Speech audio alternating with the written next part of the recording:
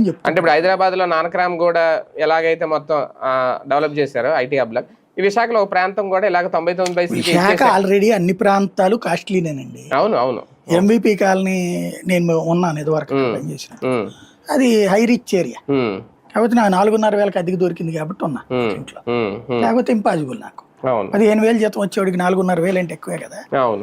ఇప్పుడు అక్కడ కావాల్సిందల్లా ఏంటంటే మనం నిజంగా ముందు చూపు, నిజంగా విజన్ ఉంటే, నిజంగా ముందు చూపు విజన్ ఉంటే హౌసింగ్ బోర్డుతోనో లేకపోతే ఇంకోటి చేస్తారో తెలియదు కానీ 50 లక్షల్లోనో 60 లక్షల్లోనో అపార్ట్మెంట్లో ఫ్లాట్లు ఇవ్వండి, 25 లక్షల్లో ఇవ్వండి ఒక బ్యాచ్కి, 50 లక్షల్లో ఇవ్వండి.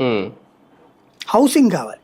ఇప్పుడు హైదరాబాదు, బెంగళూరు, చెన్నైలో హౌసింగ్కే దోల తీరిపోతుంది సంపాదన, వంతాడు అటే వెళ్ళిపోతుంది.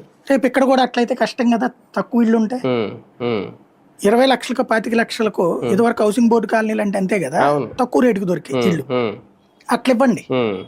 అక్కడే 3 కేటగిరీలు పెట్టండి, ఎల్ఐజీ, ఎంఐజీ, హెచ్ఐజీ. ప్రభుత్వానికి సంపద వస్తుంది, మధ్య తరగతోడు తీసుకోగలుగుతాడు, ధనవంతుడు కొనుక్కోగలుగుతాడు, పేదవాడు కొనుక్కోగలుగుతాడు.